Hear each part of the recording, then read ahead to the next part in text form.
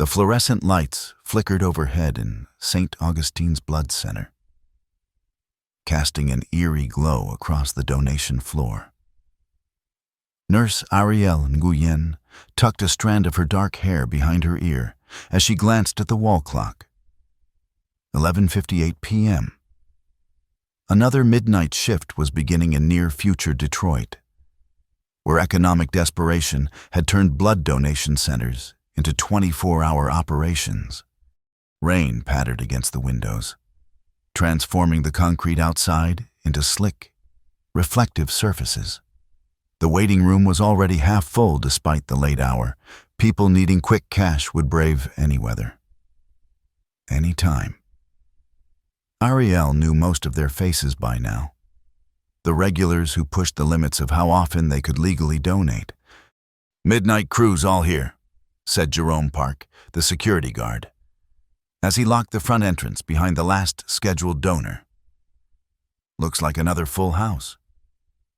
Ariel nodded, scanning her tablet. 28 donors tonight. Her eyes lingered on one name, Malik Drake. His 5th visit this month, technically within legal limits, but barely. The center's outdated equipment hummed and sputtered as Ariel prepared for the first donor. St. Augustine's operated on the margins of Detroit's healthcare system. Not quite black market, but certainly gray. The wealthy hospitals downtown paid top dollar for blood products, and St. Augustine's management was happy to supply them while paying donors just enough to keep them coming back. As she snapped on a fresh pair of nitrile gloves, Ariel caught her reflection in the stainless steel cabinet. Shadows under her eyes had become permanent fixtures, but she couldn't afford to reduce her hours. Her grandmother's medical bills ensured that the irony wasn't lost on her. Working in a blood center to pay for someone else's treatments. "Nguyen, we need you in room 3, called one of the technicians. "Intake forms are backed up again." She hurried down the hallway, its institutional green paint peeling in places. The building had once been a community clinic before being converted to a blood donation center when profits in that sector skyrocketed. Corporate healthcare conglomerates had discovered that human blood components were more valuable than ever, especially with the rise of personalized treatments. The hours passed in a blur of needle insertions, sample collections, and donor monitoring. By 2:30 a.m., Ariel was halfway through her shift when Malik Drake was called to donation bed 6. "Back again, Mr. Drake?" Ariel said, trying to keep judgment from her voice as she prepared the venipuncture site. Malik shrugged, his thin frame almost lost in the reclined donation chair. "Rent's due Monday. And hey, I regenerate this stuff, right?" His attempted smile couldn't hide the pallor of his skin or the faint tremor in his hands. Classic signs of overdonation. "You know the recommendations are 8 weeks between whole blood donations," Ariel said quietly. "But plasma's different. I checked the rules." Ariel sighed. He wasn't wrong. Plasma could be donated more frequently because the red blood cells were returned to the donor. But the spirit of those guidelines assumed proper nutrition and recovery between donations, luxuries that people like Malik couldn't afford. "How are you feeling otherwise?" she asked, inserting the needle with practiced precision. "Any dizziness? Unusual fatigue?" "I'm good. Better than good, actually." Malik's eyes brightened with an intensity that seemed at odds with his physical condition. "Been sleeping less, but feeling more rested. Weird, right?" Ariel made a note in his file. Insomnia could be a sign of numerous conditions, including anemia from frequent donations. "Let me know if that changes." As the plasma began flowing through the clear tubing, Ariel froze under the harsh fluorescence. Malik's plasma wasn't the typical straw yellow color. It shimmered with microscopic oscillations, almost like heat waves rising from hot pavement. "Is something wrong?" Malik asked, noticing her prolonged stare. "No, just checking the flow rate," she lied, snapping a quick photo with her medical tablet. "Everything looks fine," but it wasn't fine. In 7 years of phlebotomy, Ariel had never seen plasma behave like that. As she moved between donors, she found herself glancing back at Malik's collection bag.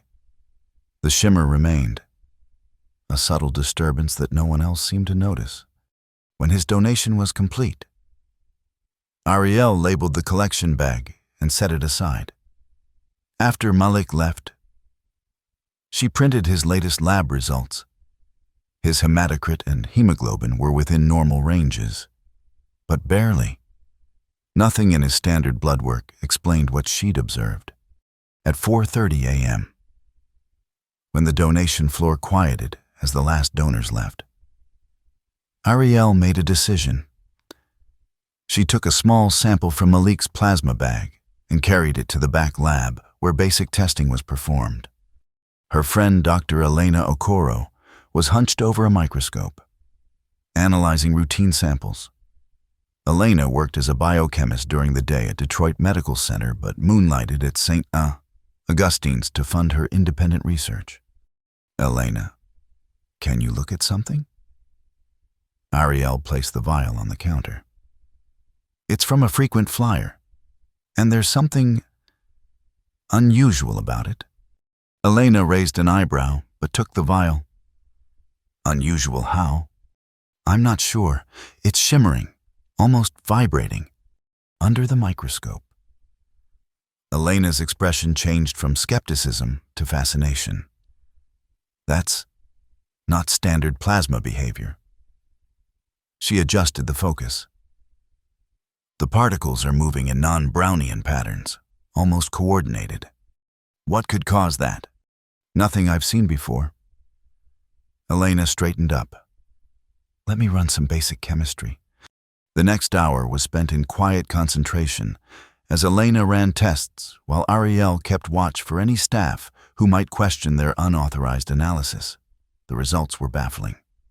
"There's an unknown element here," Elena finally said, showing Ariel a spectrographic analysis. "See this spike? It doesn't correspond to anything on the periodic table." "That's impossible," Ariel whispered, staring at the readout. "Scientifically, yes, but the evidence is right here." Elena's voice dropped lower. "And based on its behavior, it's incredibly unstable. Its half-life should be measured in milliseconds, yet somehow it's persisting in this plasma. Could it be contamination? Equipment error?"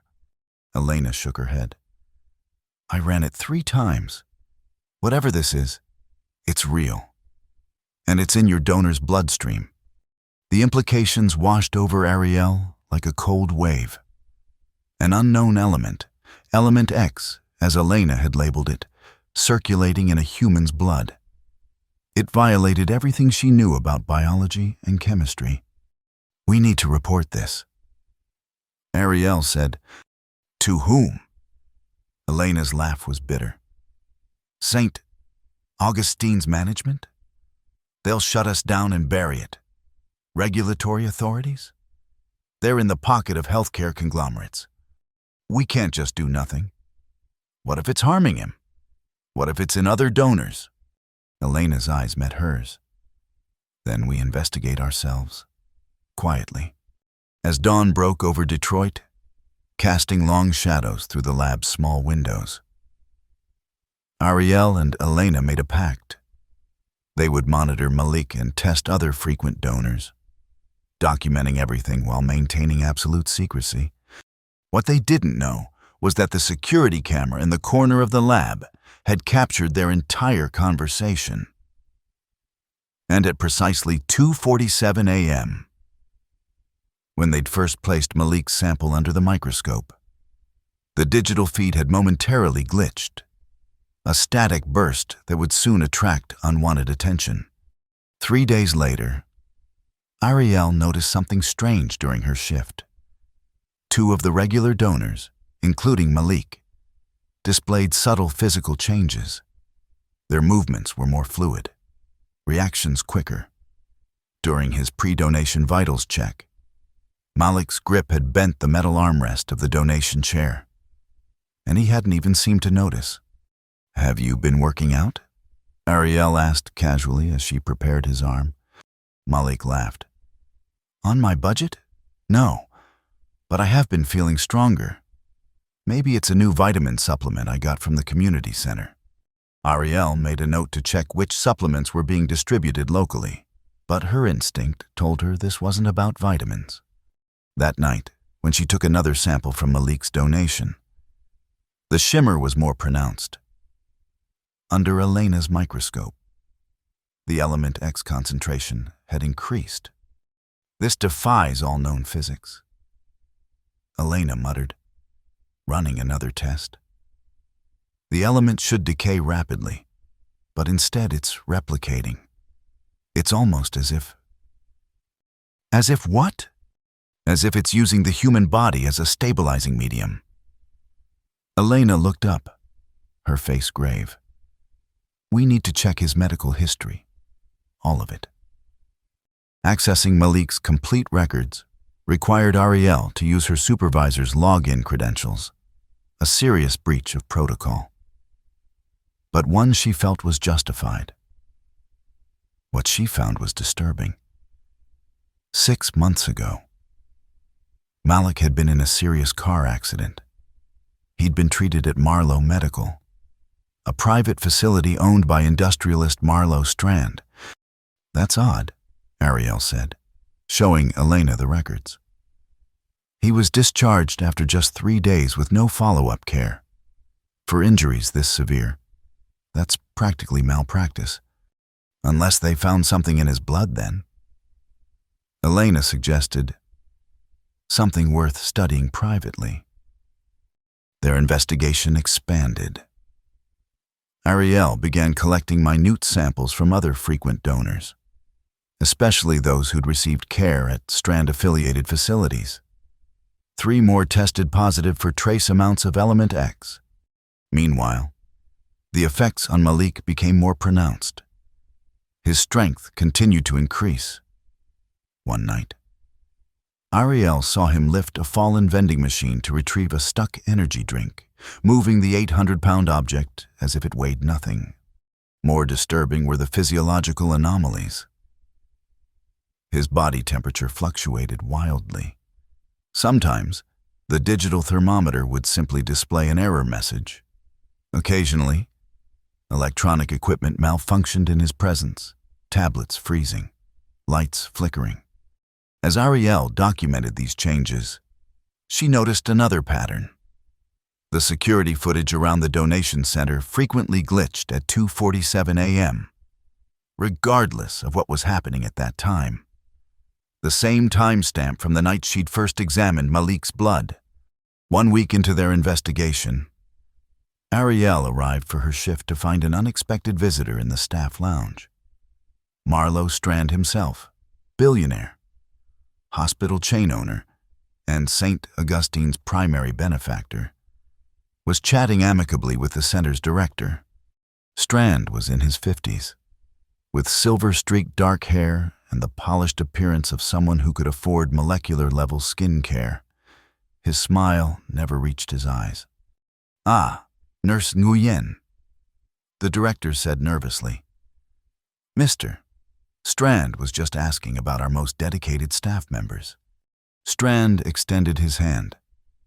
"Nurse Nguyen, I've heard you're exceptionally attentive to our frequent donors." The handshake was firm, his skin unnaturally warm. "Just doing my job, sir." Modesty. I like that. His eyes studied her face. "I'm particularly interested in donor retention strategies. I understand you've developed quite a rapport with our regulars." The conversation was cordial, but Ariel felt a chill run down her spine. As Strand left, he paused at the door. "Oh, And if you ever notice anything unusual in our operations, my office is always open.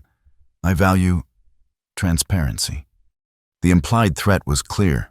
Someone had reported her investigation. That night, Malik didn't show up for his scheduled donation.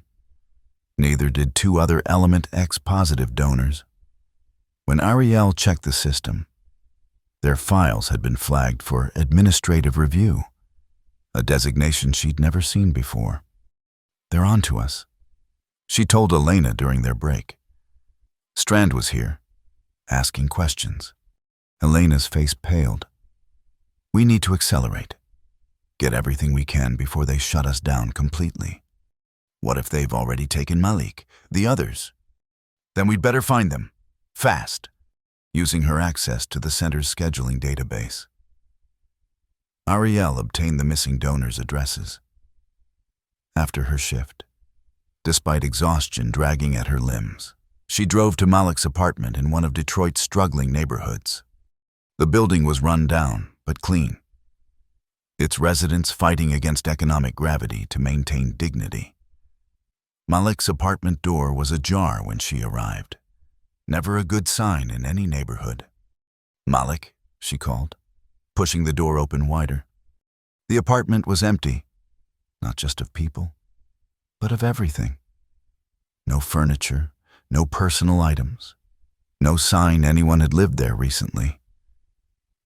Only a faint shimmer in the air remained, like heat distortion on a summer road. The same scene greeted her at the other donors' residences. People didn't just disappear like this, not without leaving some trace. Unless someone with considerable resources wanted them gone. Back in her small apartment, Ariel couldn't sleep. Her mind raced with possibilities. None of them good. She'd stumbled onto something dangerous, something Marlowe Strand was willing to go to great lengths to keep secret. Her phone rang at 3 a.m. It was Jerome Park, the security guard from St. Augustine's. Ariel, you need to see this, he said, his voice tight with tension. I've been reviewing older security footage. There's something happening here at night, after your shift ends. What kind of something? Unmarked trucks, special containment units being loaded with certain plasma bags, and always at 2:47 a.m. The timestamp again. Send me what you have. The video Jerome forwarded showed exactly what he'd described. Clinically precise teams in unmarked uniforms, moving with military efficiency, collecting specific plasma units. The camera angle captured a label on one of the containment cases. Dimensional Stabilization Protocol. Ariel forwarded the video to Elena, then called her. What the hell is a dimensional stabilization protocol? She asked when Elena answered. Nothing that exists in conventional science. Elena replied, her voice thick with sleep but mind quickly engaging. But if Element X is as unstable as our tests show, perhaps dimensional refers to quantum states. Theoretical physics suggests some particles might exist partially in other dimensions. Why would Strand need that? And why use human donors? I don't know, but I'm going to find out. Elena's tone hardened. My lab partner at Detroit Medical has access to Strand's research database. I'll see what I can dig up. The next day passed in tense anticipation. Ariel went to work as usual, trying to maintain normalcy while feeling Strand's invisible scrutiny. More donors had disappeared from the schedule, all frequent visitors who matched the profile for potential Element X carriers. During her break, Elena called. I found something, she said without preamble. Strand's been funding black box research into trans-dimensional stabilization for years. No peer review, no publications. But there are supply requisitions for specialized containment units identical to those in your security footage. What does it mean? I'm not sure, but there's a shipping manifest that might help. Large deliveries to an abandoned industrial site in Oakwood. Weekly shipments, always arriving at 2:47 a.m., Ariel finished. How did you know? Just a hunch. Text me the address. After her shift. Bone tired but running on adrenaline and black coffee. Ariel drove to the Oakwood Industrial Park, once the heart of Detroit's manufacturing might, now largely abandoned except for storage and occasional illegal activities. The address Elena had provided led to a warehouse with no signage, surrounded by a high fence topped with sophisticated security sensors. Ariel parked a block away and approached on foot, staying in the shadows. The warehouse appeared dormant. No lights, no visible guards, no indication of the activity described in the shipping manifests. But as she watched, precisely at 2:47 a.m., the air around the building seemed to ripple. The security fence shimmered with the same oscillation she'd observed in Malik's plasma. For 7 minutes, reality itself seemed fluid around the warehouse. Then, everything returned to normal. Ariel retreated to her car, her mind struggling to process what she'd witnessed. This wasn't just about an unknown element or corporate malfeasance. Something fundamental to reality itself was involved. She was about to start her car when the passenger door opened. Malik Drake slid into the seat beside her. Ariel gasped. Malik, where have you been? I went to your apartment. They relocated me, he said, his voice eerily calm. For my safety, they said, and others like me. In the dim light, Ariel could see that Malik had changed. His previously thin frame had filled out, his posture more confident, but his eyes held a strange luminescence, a faint shimmer visible even in the darkness. What did they do to you? Nothing I didn't agree to. He stared at the warehouse. They explained everything. About what's in my blood. About why it matters. Element X. He nodded. That's what your friend calls it. Strand scientists have another name. Equilibrium particle. Malik, you need medical attention. Whatever they've told you, they're not hurting us. Ariel. They're using us to save everyone. His gaze turned to her, intensity burning behind those shimmering eyes. But Strand isn't telling the whole truth either. There are risks he's hiding. That's why I came to find you. What risks? What's really happening in there? Malik took a deep breath. I can't explain it all now. But tomorrow night, at 2:40 a.m., come to loading dock 7. I'll get you inside. He reached for the door handle. And Ariel? Come alone. Elena's already being watched. Before she could respond, he was gone, disappearing into the darkness with unnatural speed. Ariel spent the next day in a fog of exhaustion and anticipation. She called Elena, warning her about potential surveillance. They agreed to suspend communication temporarily, too dangerous to continue with Strand's resources potentially monitoring them. That night at work, everything felt surreal. Ariel went through the motions of her job while her mind raced ahead to what awaited at the warehouse. The donors she processed now looked different to her, each one potentially carrying the mysterious element X. Each one possibly destined for whatever was happening at that facility.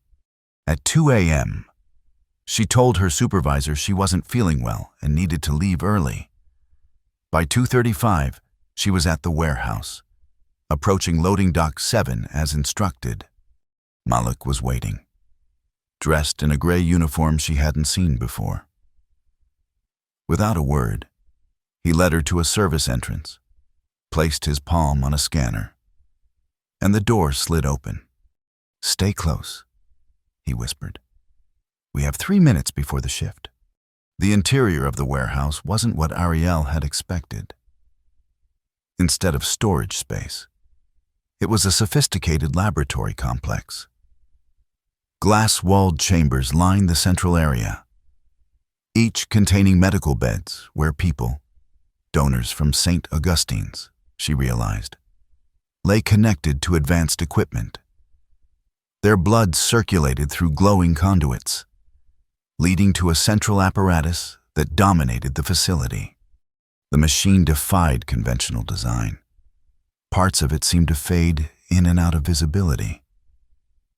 Energy coursed through it in patterns that hurt Ariel's eyes to follow. "What is this?" she whispered. "The equilibrium gate." Malik replied, "It's maintaining the barrier." Before he could explain further, an alarm blared. Red lights pulsed along the corridors. "Unauthorized presence detected," announced an automated voice. "Security protocols engaged."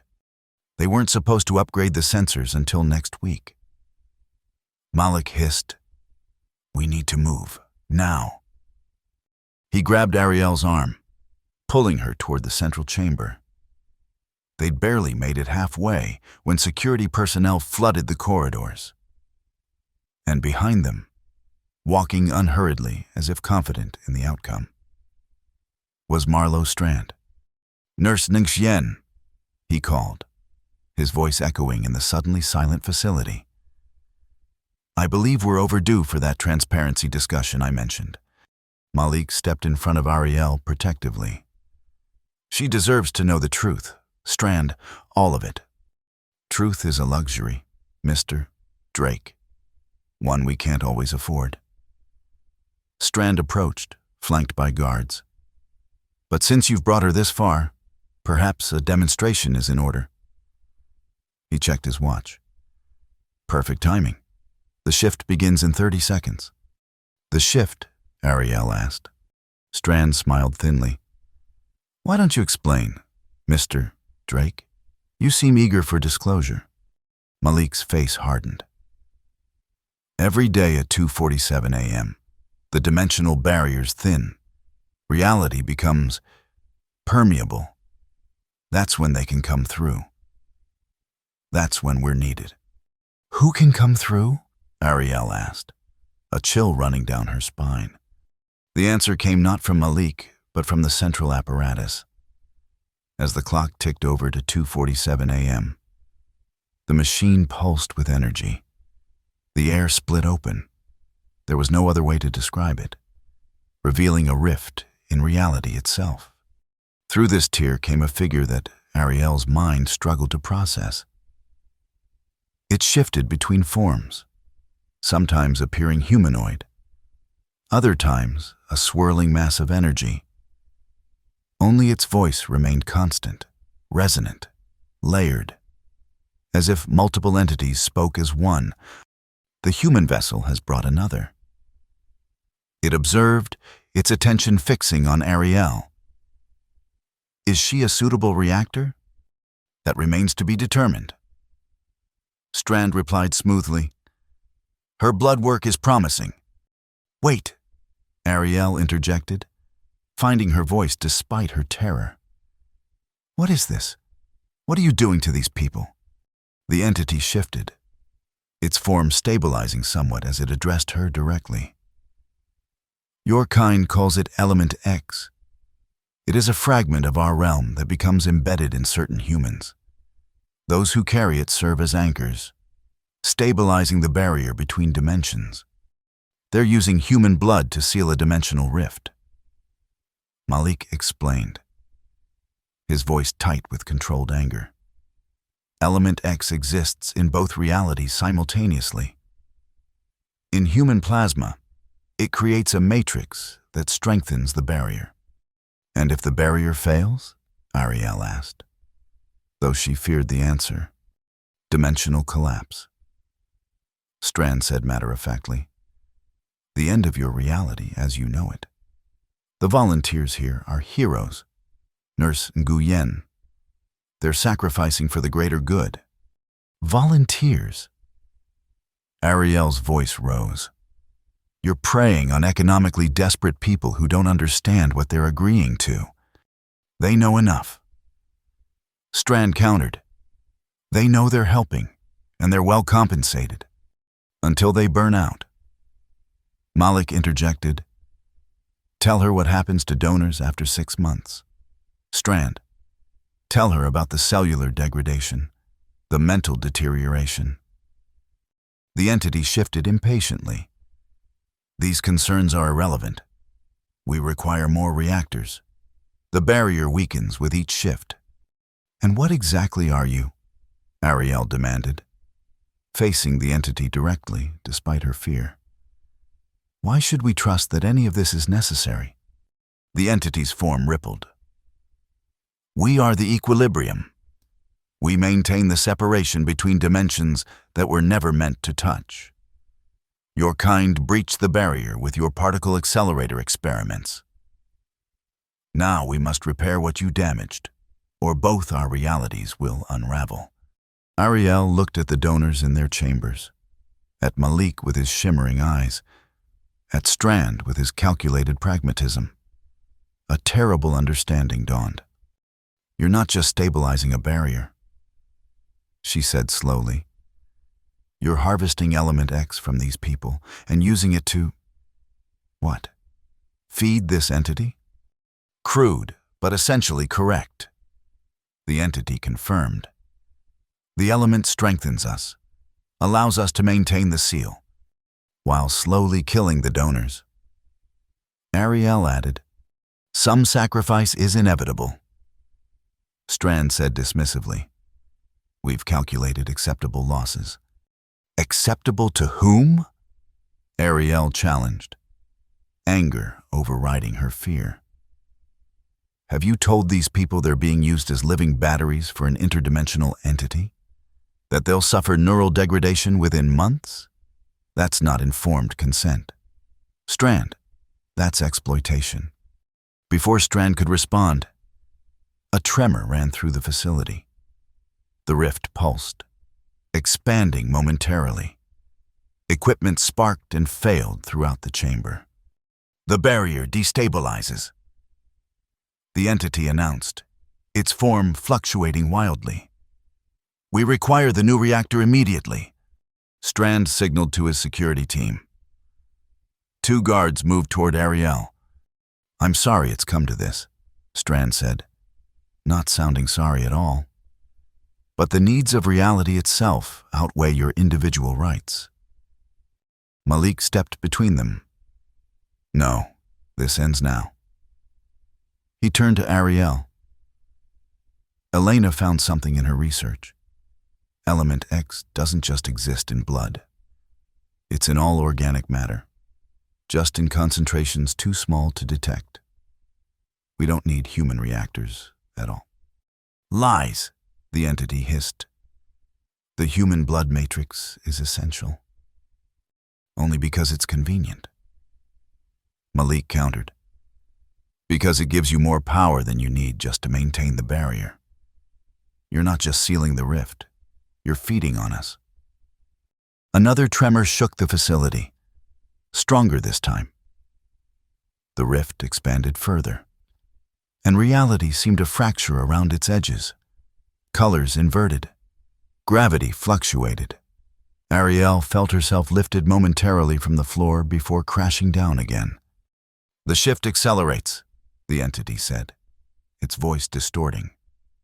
Control fails. In that moment of chaos, Malik grabbed Ariel's hand. Run! They sprinted toward the exit as the dimensional distortions intensified.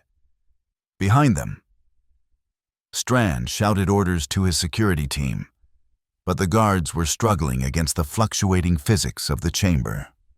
The entity's form expanded, tendrils of energy lashing out.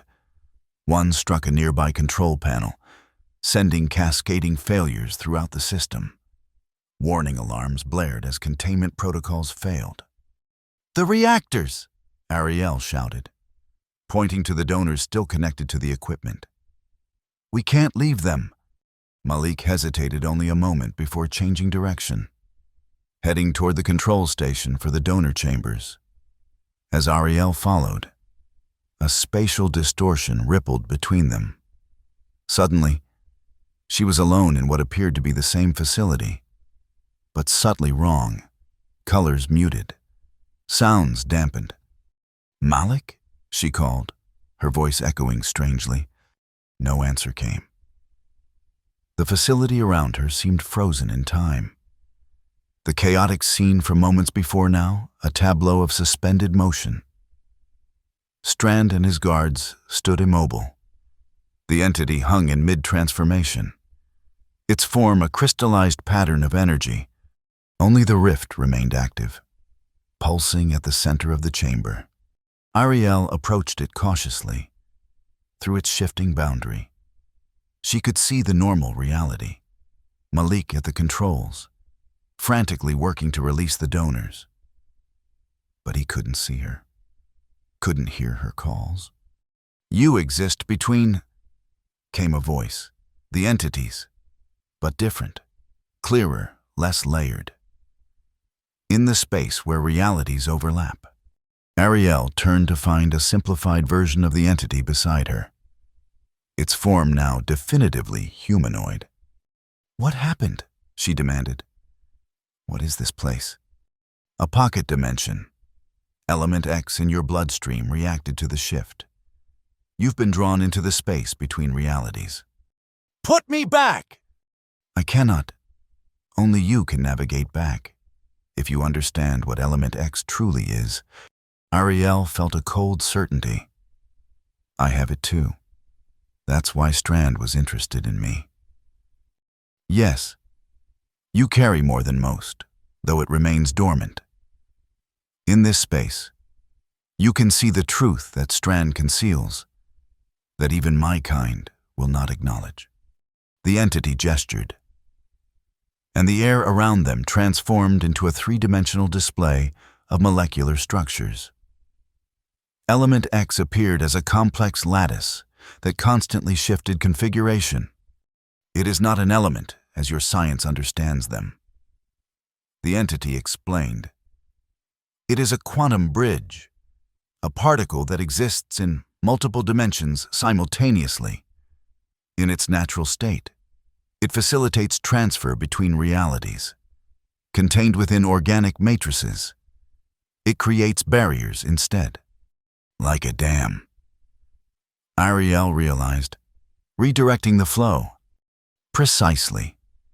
Strand uses human carriers because your nervous systems enhance its potency. But the system he's built is flawed, unsustainable. It requires ever more carriers, consuming them faster than they can be replaced. And your kind? What do you gain from this arrangement?" The entity's form flickered. "Survival. When your scientists breached the dimensional barrier, it damaged our realm. We need the stabilization as much as you do." Ariel studied the molecular display, her medical training allowing her to see patterns where others might miss them. "There's another way, isn't there? Element X doesn't need live human hosts. It could be synthesized, stabilized in a non-biological matrix. Theoretically, but Strand rejected those avenues. Too costly, too time-consuming, and too regulated." Ariel added bitterly, "He couldn't patent interdimensional particles or control their distribution." The entity nodded. "The barrier must be maintained, but the current method benefits few while harming many.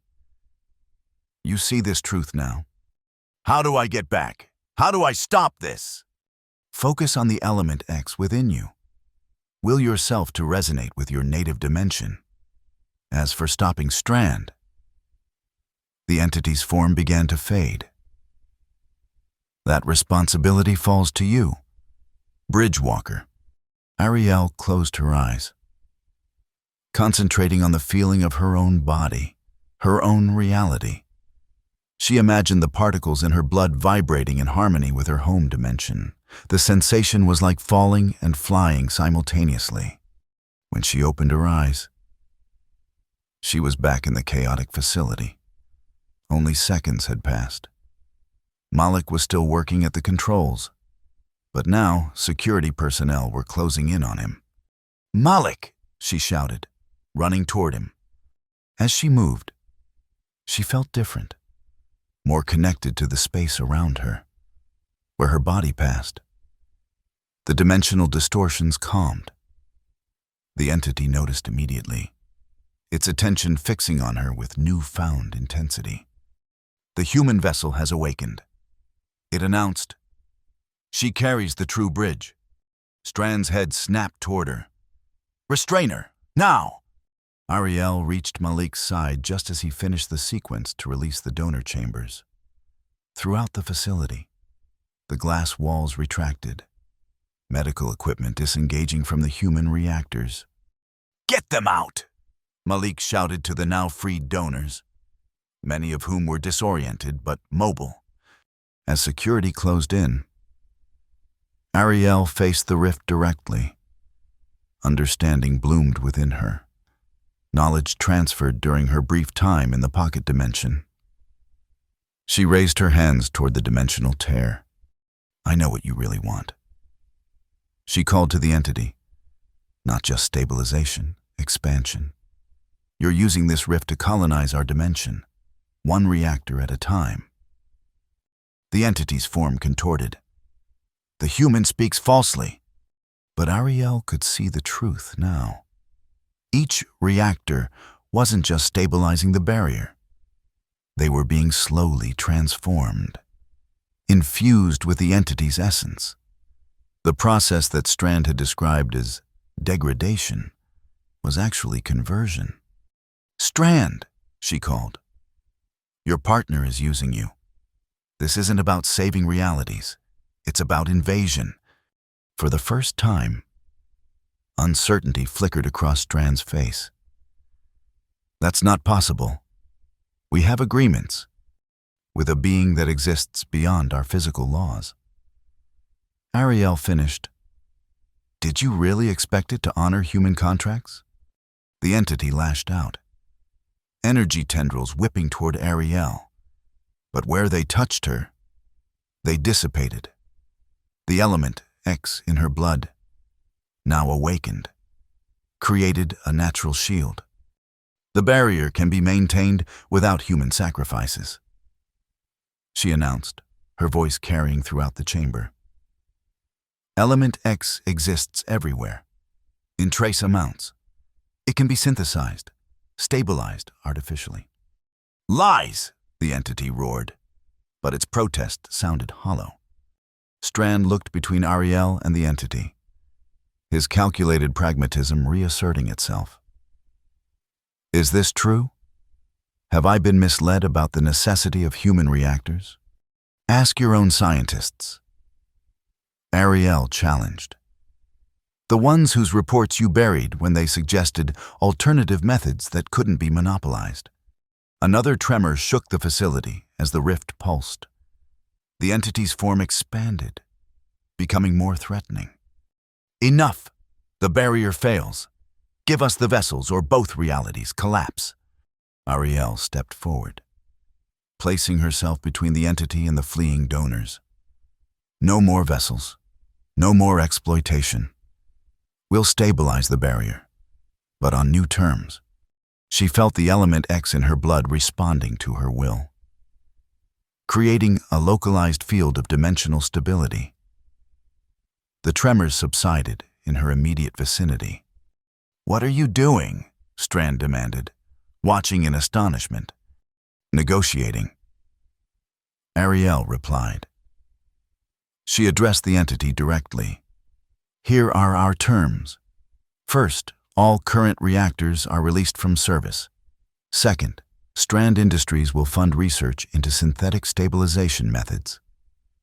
Third, any future human participation must be fully informed, adequately compensated, and medically monitored. You have no authority, Strand began. I have this. Ariel cut him off, gesturing to the stabilization field surrounding her. Right now, I'm the only thing preventing a catastrophic dimensional collapse. So, yes, I have authority. The entity writhed, its form contracting and expanding as if in internal conflict. Finally, it stabilized into a more defined shape. Your terms are acceptable. It conceded, with modifications, until synthetic methods are perfected, we require minimal human interfaces, voluntary only, with full disclosure of all risks and effects. Ariel insisted, and independent oversight. Agreed. Strand's face had gone pale. You can't possibly enforce this. Once the immediate crisis passes. Oh, but I can. Ariel interrupted. Because I'm going public with everything. The dimensional rift, Element X, your human experimentation. Unless you agree to transparent research guidelines and donor protections. Effective immediately. The facility's tremors had subsided, but the rift remained open. The entity hovered at its threshold. We will return at the next shift, it announced. Have your terms formalized by then. With that, it retreated through the rift, which sealed behind it with a sound like thunder. In the sudden quiet, Ariel became aware of the freed donors watching her, of Malik standing protectively nearby, of Strand calculating his next move. Your career is over. Strand finally said, no one will believe this without proof, and I control all the evidence. Not all of it. Elena's voice came from the entrance, where she stood with a data drive in one hand and her phone in the other, its camera still recording.